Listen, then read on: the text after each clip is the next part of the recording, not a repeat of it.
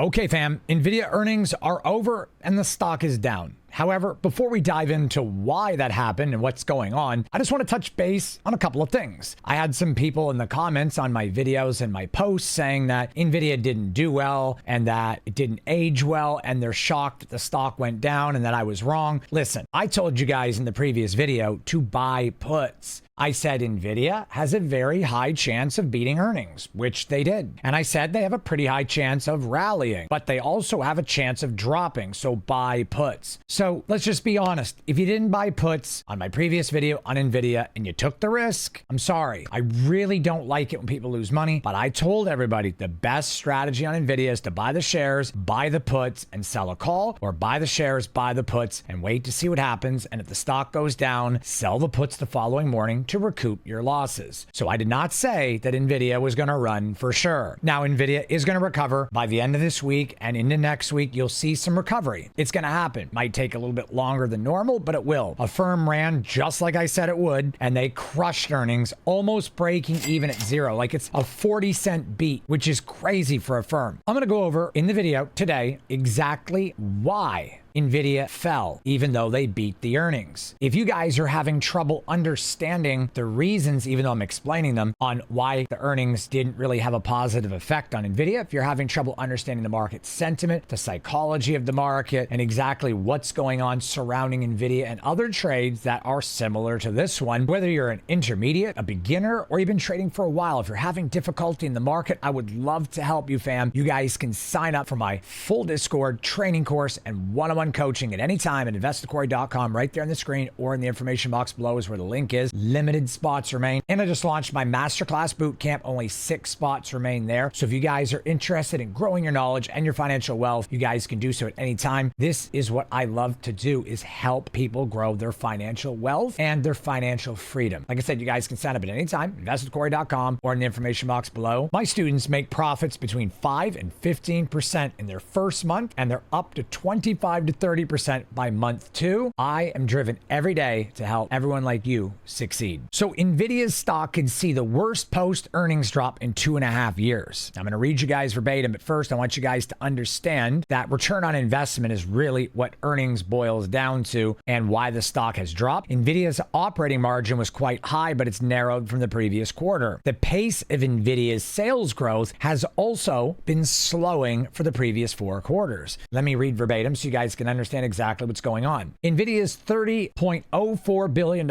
in revenue for the second quarter of its fiscal 2024 was up 122% from the year previous, but it was only up 15% from the $26 billion in the first quarter. The sequential growth pace for NVIDIA quarterly sales has peaked at 87.8% a year ago when the company reported sales of $13.507 billion for the second quarter of its fiscal, which was up $7.192 billion from the previous quarter. So they're still doing well, but they're slowing down. Like they're not growing exponentially like they were. There's a slowdown happening. NVIDIA reported income of $18.642 billion in the second quarter of 2024, an increase of 10% over the previous quarter, 174% from the year earlier's quarter. The company GAAP operating margin, reported operating income divided by revenue, for the fiscal second quarter was 62.06%, narrowing from 64.92% the previous quarter, but expanding 50% from the year earlier.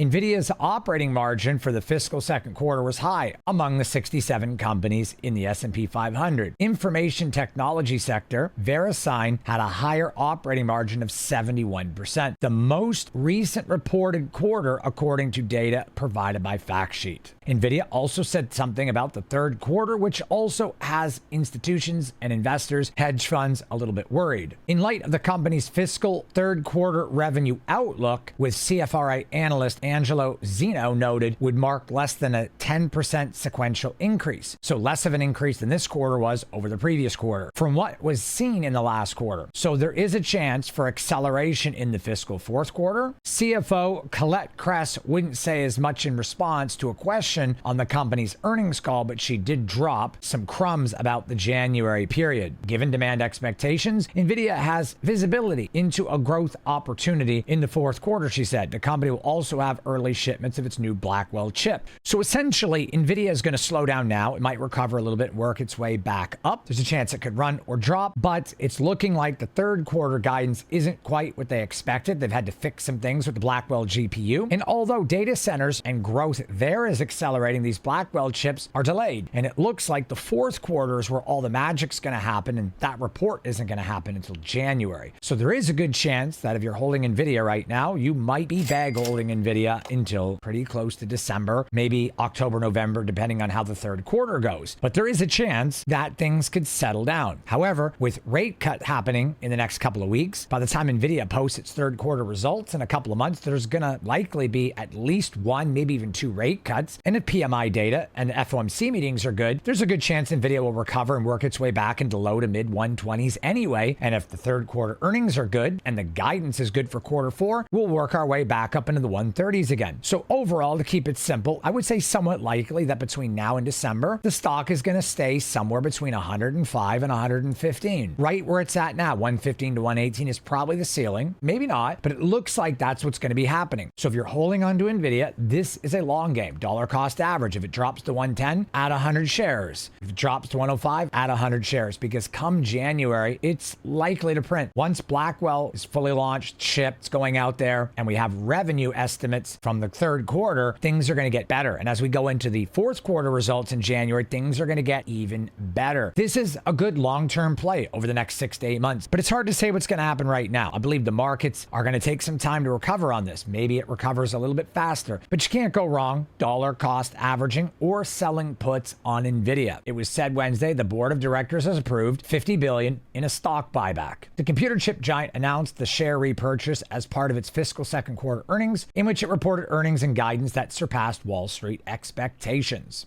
NVIDIA returned $15.4 billion to shareholders in share repurchases and cash dividends as part of the company's first half of fiscal. The company said it had $7.5 billion remaining under its share repurchase plan as of the end of the fiscal second quarter. Last year, NVIDIA announced $25 billion share buyback as part of its fiscal second quarter results. Companies often experience a rise in stock prices when companies do share buybacks just like this. In May, for instance, Apple announced $110 billion stock buyback as part of its fiscal second quarter results. That showed overall sales fell 4% year over year, and the iPhone sales dropped 10% year over year. However, the iPhone maker's shares rose 7% in after-hours trading, likely because Apple's share buyback was the biggest in corporate history. With NVIDIA's shares dropping 4% in the extended trading hours, despite reporting solid financial results and announcing a stock buyback, some experts believe the company has been doing so well that it's getting harder to impress investors and institutions. Second quarter sales rose 122% year over year to $30.04 billion, while net income jumped 168% year over year to $16.6 billion. The company said it projects roughly $32.5 billion in third quarter sales, topping analysts' estimates of $31.7 billion. So based on this, there's also a chance due to the buyback announcements when retail gets in today. By the time you watch this video, maybe the stock is back up in the 120s. I think it's going to recover either way.